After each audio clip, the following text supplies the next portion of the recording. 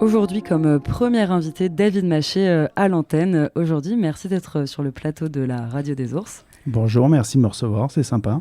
Un petit portrait pour vous présenter auprès de nos auditeurs et auditrices. Alors d'abord, vous êtes photographe professionnel depuis une vingtaine d'années. Vous êtes basé à Combloux, dans les Alpes. Vous travaillez pour la presse, l'édition, la communication, souvent des reportages. Un intérêt aussi pour la classe ouvrière, le milieu rural, mais encore les paysages. Vous avez reçu le prix du mondial du livre d'images de montagne en 2005 pour le livre L'eau des Alpes dans tous ses états. Créateur, directeur artistique et technique du Mont Blanc Photo Festival pour l'édition 2011 et 2012. Également président de l'association du musée de la Pente. Ex-président de 2014 à 2019. Et en ce moment, vous présentez une exposition à la Maison du Village d'Argentière et également à la Maison du Lieutenant de Servoz. Expo visible du 1er août au 7 septembre, on en parlera juste après. Et cette exposition, vous l'avez aussi menée avec Laurent Gana, journaliste. Donc c'est un travail à la fois photographique et littéraire. Est-ce que vous pouvez nous parler d'abord de cet intérêt pour les rennes et revenir aussi sur justement cette race d'Airains pour nos auditeurs? Alors l'intérêt pour les rennes, il a été d'abord pour moi photographique. C'était un prétexte pour faire des belles images. Donc ça a commencé à Argentière en 2009. On m'a prêté un vieil appareil, un Hasselblad, un appareil argentique qui fait des photos carrées. Et j'ai voulu l'essayer. Je me suis dit que pour aller l'essayer, j'allais aller au combat des rennes. Donc je suis allé comme un touriste voir les vaches sans cornet. Donc j'ai fait mes essais et en revenant, je me suis dit que ça pouvait être un beau sujet parce qu'en plus des vaches qui s'encornent, j'avais vu des belles têtes d'éleveurs et je m'étais dit que tout ça a été une belle matière photographique. Donc j'ai commencé comme ça et en fait j'avais commencé ce reportage donc en noir et blanc. Donc j'ai continué dans cette veine-là. J'ai parlé à mon ami et collègue Laurent Ganaz avec qui je travaille régulièrement. Et je lui ai dit, écoute, il faut qu'on fasse quelque chose. Il y a un livre à faire. Enfin, au début, c'était pas un projet de livre, c'était un projet d'un reportage déjà. Et on a voulu donc rencontrer des éleveurs. On s'est penché là-dessus. On a commencé à prendre des contacts. On est retourné sur des combats donc en France initialement. Et en fait, l'histoire a démarré comme ça, en fait. Et ça fait 10 ans. Enfin, vous avez travaillé pendant 10 ans, donc vous avez commencé en quelle année exactement ? Alors, j'ai commencé donc en 2009 sur le combat d'Argentière.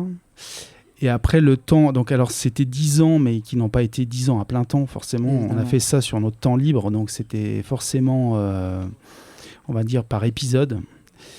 Et on a mis un certain temps au départ à trouver une trame, parce qu'au début, on allait sur les combats, on allait rencontrer des gens, on a fait des portraits, et puis on s'est dit, mais bon, on commençait à comprendre un petit peu cette histoire des vaches, des combats, de l'élevage. Enfin, il y a plein de notions appréhendées qui sont assez quand même complexes pour un novice, et nous, on n'est pas du tout éleveurs, ou on n'est pas du tout amateurs de vaches, plus que ça. Mais l'histoire nous paraissait intéressante. Et donc, en fait, on a mis 10 ans pour réunir en fait, la matière qu'on pensait suffisante pour sortir le livre, en fait. Voilà. Donc, le livre est sorti juste avant le Covid, donc en fin 2019, début 2020. Donc, il y a eu un petit moment de latence avec le Covid parce que forcément, on n'a pas pu le distribuer comme on le voulait. Et puis, c'est quand même bien vendu depuis. Et ensuite, ben voilà, on recommence à le montrer sur les combats qui reprennent aussi suite aux arrêts dus au Covid. Voilà. Donc ce livre, il s'appelle Reine de cœur. On peut le retrouver où ce livre ? Alors c'est Vache de combat, Reine de cœur. On peut le trouver dans toutes les bonnes librairies de Haute-Savoie et particulièrement à Chamonix aussi, on le trouve. Donc toutes les librairies de Chamonix l'ont. On le retrouve donc sur les 2 expos, on a dit à la Maison du Lieutenant à Servoz et Maison de Village d'Argentière. Et puis on le retrouve jusqu'en Suisse et distribué un peu partout.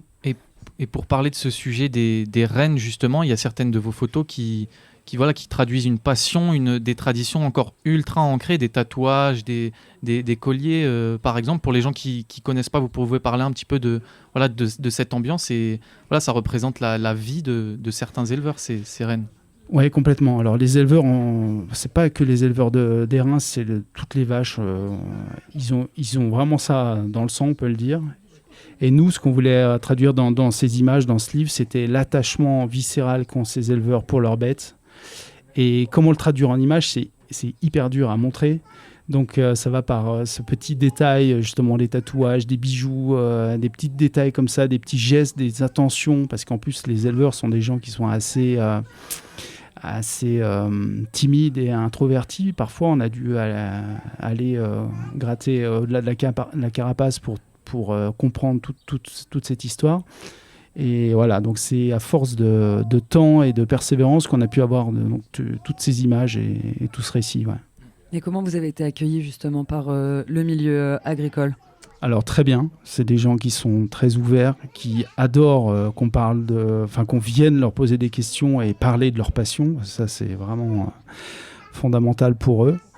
C'est aussi grâce à ça que l'agriculture poursuit son chemin. Il faut montrer ça, il faut que les gens, le grand public comprennent tout ça, parce que c'est hyper important. Et en général, on a été super bien accueillis. Après, ce qu'il y a, c'est qu'on a dû rencontrer des gens qui nous ont ouvert d'autres portes et fait rencontrer d'autres gens. Enfin, c'est comme ça que l'histoire s'est faite. Et c'est pour ça qu'on a mis autant de temps à faire ce livre. C'est qu'il fallait ce temps-là pour rencontrer tous ces gens-là et croiser toutes ces personnes. Et à la maison du lieutenant de Servoz ou à la maison d'Argentière, ça a été accueilli comment, ces photos ? Enfin, si vous avez eu des retours ?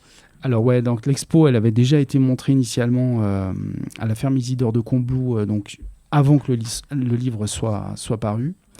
Donc de ces 3 expos, on ressort un super feedback. Donc les gens sont super contents de l'avoir. Là, je viens de passer à la maison d'Argentière. Il y a eu 350 visiteurs sur à peu près 2 semaines. Donc je pense qu'il y a beaucoup de touristes de passage, mais les gens sont avides de ça. Ils ont envie parce qu'ils découvrent une culture qui voient pas forcément au premier abord. Enfin, ils voient peut-être les vaches dans les champs, mais ils savent pas ce qu'elles font, ils comprennent pas tout ça. Donc là, ça permet de mettre des visages sur les vaches et inversement, des vaches sur des visages. Et puis voilà, ça permet de parler de cette histoire. Est-ce que vous avez la sensation de fabriquer aussi, de construire le patrimoine, même si c'était pas du tout votre intention au départ, c'est connu, mais c'est plutôt une transmission orale finalement. Peu de gens avaient travaillé sur ce sujet. Si, alors il y a eu des livres de faits qui sont des livres super érudits et même tellement complexes que les non-initiés ils comprennent rien. Donc nous, en fait, l'idée c'était vraiment d'ouvrir ça au grand public, en fait, faire comme si des yeux novices découvraient ce monde-là, en fait. En même temps, on voulait pas un truc complètement tarte et cucu. On voulait vraiment montrer nous aussi notre manière de travailler. Donc Laurent Ganaz à la plume et moi avec l'appareil photo. Et on a voulu mettre notre patte dans ce récit en fait. Merci. On reste avec David Maché sur la radio des ours. Le temps d'une petite pause, on écoute Petit Prince de Giorgio.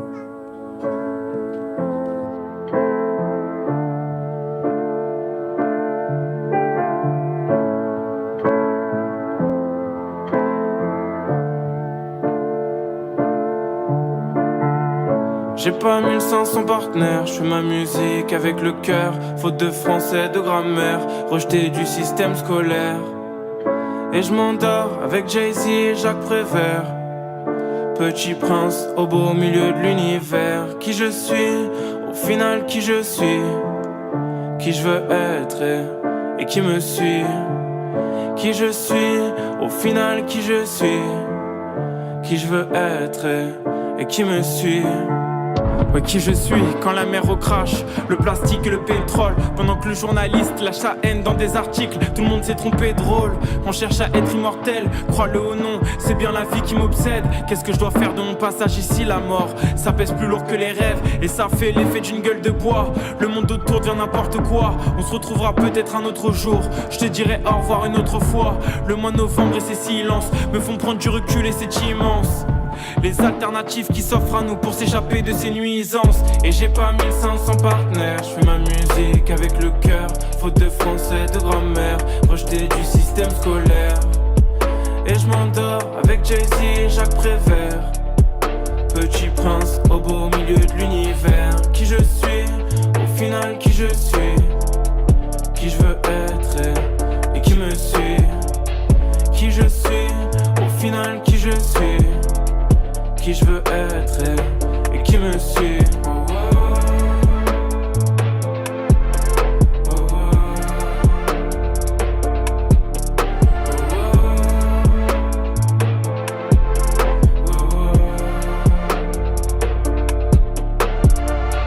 j'aimerais que la seule femme qui me côtoie, au plus proche de mon vrai moi, ne retienne que l'intensité de notre histoire.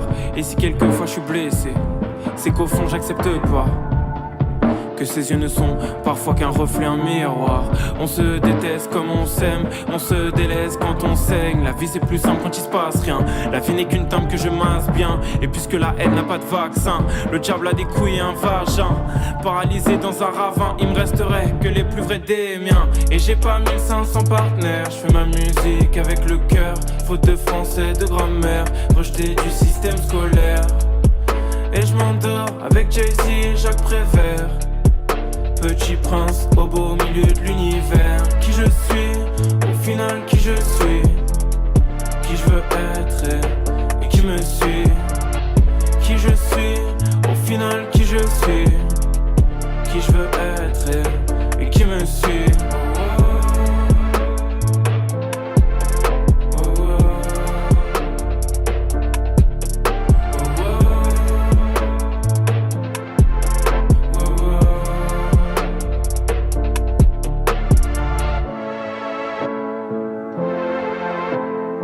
Au Café Comptoir, on vous invite à nous rejoindre d'ailleurs, boire un petit coup avec nous. Et on a toujours sur le plateau David Maché au micro de Marine. Merci donc pour ce début d'interview. Alors pour rappeler à nos auditeurs et auditrices, nous pouvons trouver vos photos à la Maison du Lieutenant jusqu'à mai 2023, à la Maison du Village d'Argentière jusqu'au 7 septembre, tous les après-midi, sauf lundi et dimanche. Et ce magnifique livre, Vache de combat sous-titré Reine de cœur, édité chez Alpes Reportage. Alors aussi, je me posais la question par rapport à ce duo que vous avez formé avec votre collègue Laurent Ganaz. Est-ce que vous partiez toujours ensemble ou est-ce que vous avez travaillé chacun de votre côté ? Comment s'est fait ce travail en duo ? Alors par habitude, on fait les reportages toujours à deux.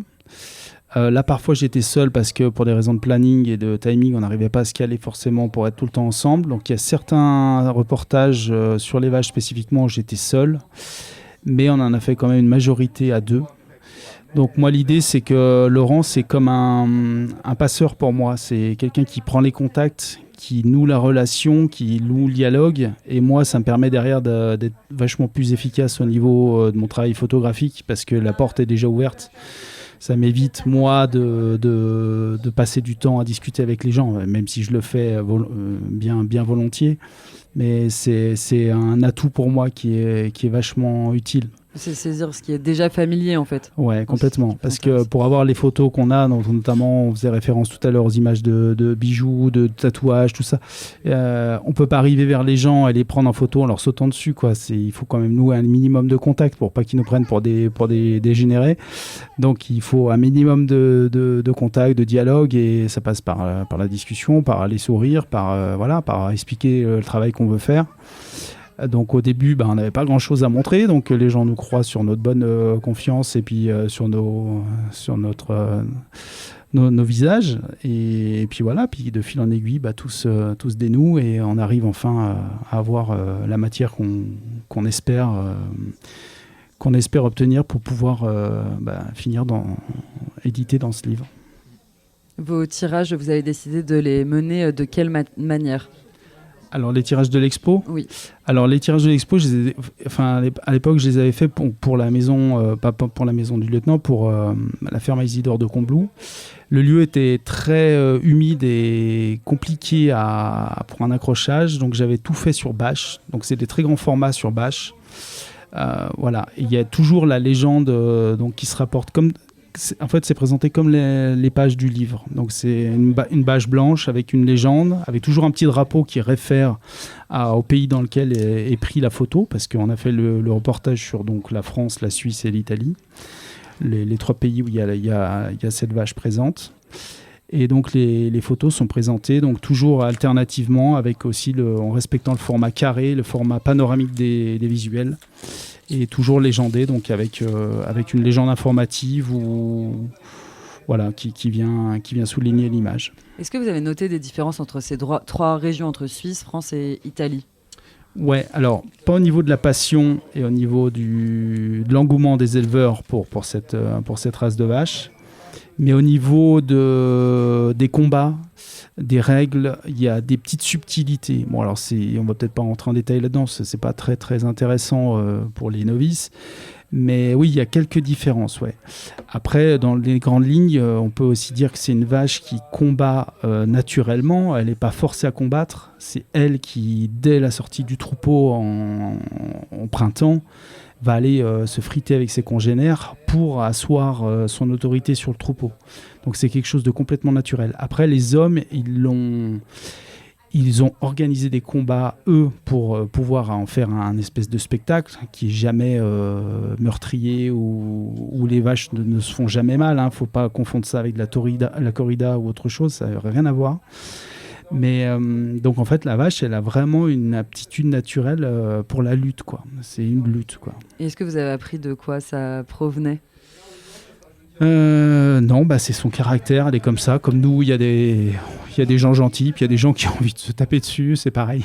Mais en même temps, ça les rend pas pour autant agressives ou méchantes. Alors bien au contraire, avec les hommes, elles sont hyper dociles et en fait, il y a beaucoup des éleveurs qui nous disent, mais en fait, cette vache, c'est comme un chien en fait. Elle les suit, elle les reconnaît, elle est hyper tendre, elle est hyper affectueuse. Voilà.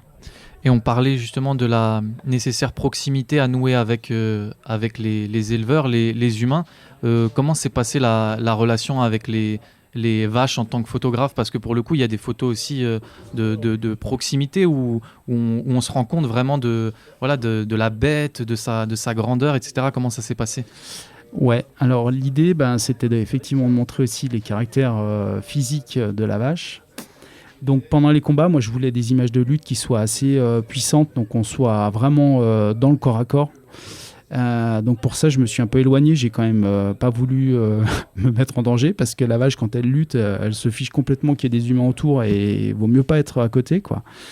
Donc je m'éloignais un peu, mais je me mettais au téléobjectif comme j'aurais pris un match de boxe ou comme j'aurais pris tout autre événement sportif. Parce que c'est comme un sport, c'est une lutte, quoi, simplement. Au lieu qu'il y ait deux humains qui luttent, c'est deux animaux. Et il fallait retranscrire cette puissance-là. Donc j'ai essayé de le faire du mieux possible. Et aussi le choix du noir et blanc, on n'en a pas parlé, mais pour moi, il était aussi... c'est une manière d'être cohérent du début à la fin du livre. Donc je voulais pas qu'il y ait de couleurs, parce que souvent, les couleurs, en plus... il y a le vert hyper saturé de l'herbe, il y a les couleurs vives que peuvent porter les éleveurs. Je voulais pas qu'il y ait quelque chose qui vienne perturber en fait la vision, la lecture du livre. Donc le noir et blanc, il s'est imposé en fait directement et ça a été vraiment une constante. Et je pense que c'est ce qui fait aussi l'unité de ce bouquin. Et il y a beaucoup qui se jouent lors de ces combats de rennes. Il y a des éleveurs qui jouent beaucoup. Est-ce que vous avez essayé de traduire ça aussi, cette tension qu'il peut y avoir pendant ces combats de rennes? Il y a des photos aussi dans les arènes où on se rend compte de la popularité d'un tel événement. Mais voilà, il y a beaucoup de tension dans ces événements aussi. Ouais, alors la tension, comme je disais tout à l'heure, les éleveurs, ils sont assez pudiques et assez réservés, mais on la voit souvent. J'ai fait des gros plans sur les mains, sur une main qui vient caresser une bête ou qui vient la calmer ou qui prend un bâton, qui le serre fort parce qu'en fait, on sent l'éleveur tendu effectivement pendant toute la durée de la lutte. Alors pour bien parler de ça, c'est qu'en fait l'enjeu il est presque ridicule parce qu'il n'y a pas grand chose à gagner à part des cloches ou pour l'éleveur ou des paniers garnis. L'enjeu il est pas énorme. Par contre le fait d'avoir une reine dans un combat, c'est quelque chose d'extrêmement valorisant pour l'éleveur parce que c'est le fruit d'un travail qui peut être de très longue haleine, qui peut être sur des générations de vaches et d'élevage. Et donc ça, c'est difficile à montrer en image, mais par contre, c'est ce qu'on explique via les textes dans le livre, en fait. Il y a quelque chose aussi de très cinématographique dans votre approche. Je me demandais au niveau des titres, parce que depuis tout à l'heure, je feuillete le livre. Par exemple, là, on a deux éleveurs toisent leur bête, derrière l'apparente nonchalance, la posture interroge, l'issue d'une rencontre présente et à venir. Est-ce que c'est vous qui avez écrit les titres ou votre collègue? Ah non, tous les textes sont de Laurent, donc voilà, on a fait d'un commun accord, on a fait une espèce de trame du livre, on a déroulé l'histoire avec les photos les unes après les autres. Et lui, donc en plus des textes qui viennent parfois ponctuer le livre, donc qui viennent apprendre des choses, toutes les légendes, elles sont informatives ou elles évoquent quelque chose qu'on a ressenti sur le terrain. Et chaque légende est différente. On a voulu vraiment apporter du contenu, de l'information, de la poésie. Ça, c'était en coécriture, du coup. Alors, tous les titres, tous les textes sont de Laurent, en fait. D'accord, Voilà. merci. Merci pour cette venue au plateau.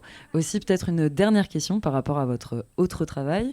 Nous avons aussi vu votre travail, par exemple, qui a été mené dans le nord de la France, à Ham. Quel intérêt vous portez en fait à tout ce milieu ouvrier, agricole? J'ai l'impression que vous avez un intérêt autant pour les gestes, ces personnes, et aussi tout le rapport aux machines, à tous ces objets. Alors, c'est pas forcément les gestes, c'est surtout une histoire de portrait et de rencontre. En fait, moi, c'est ça qui m'intéresse aussi dans la photo, c'est que c'est un formidable vecteur. C'est, comme je disais tout à l'heure, pour pousser des portes et pour rencontrer des gens. Grâce à ça, moi, j'ai pu vivre des choses que personne ne peut voir ou rentrer dans des lieux qui sont interdits à plein de gens. Et le fait de faire ce métier-là me permet d'avoir accès à ça. Et ça, c'est vraiment une particularité et quelque chose d'assez exceptionnel. Donc j'essaie de le faire aussi quand je rencontre des gens, que ce soit des ouvriers ou des agriculteurs ou peu importe. Là, je suis en train de faire une série sur des agriculteurs du pays du Mont-Blanc. Et c'est pareil, j'essaye de m'intéresser à ce qu'ils font et de montrer leur meilleur visage. Et moi, c'est ce qui m'éclate aussi dans mon métier, c'est que j'ai pas envie de me répéter et j'ai envie d'avoir la belle image. Voilà. Pour les agriculteurs du Mont Blanc, il n'y en a plus que 9 ou quelque chose comme ça. Alors, je suis dans le pays du Mont Blanc, pardon, je parle du bas de la vallée, donc, Okay. Il y en a plus. donc entre Salanches, Megève, Passy, tout ça, et Domancy. Et là, j'ai une 40aine de portraits à dresser, en fait. Et voilà, c'est pour la fruitière de Domancy, en fait. Et voilà, je vais avoir une 40aine de portraits au final. On va suivre ce travail de près. On avec rappelle plaisir. pour les auditeurs et auditrices, alors si vous voulez voir le travail de David Maché et de Laurent Ganaz, c'est à la Maison du Lieutenant jusqu'à mai 2023 et à la Maison du Village d'Argentière jusqu'au 7 septembre. Oui, il y a même une prolongation jusqu'au 1er octobre à la Maison du Village d'Argentière. Merci d'être venu au micro de la Merci Radio à des vous. Sources. Merci beaucoup David Maché, on continue notre émission sur le 90.7 FM et on écoute tout de suite La Frontera de Lagartijendo sur le 90.7 FM.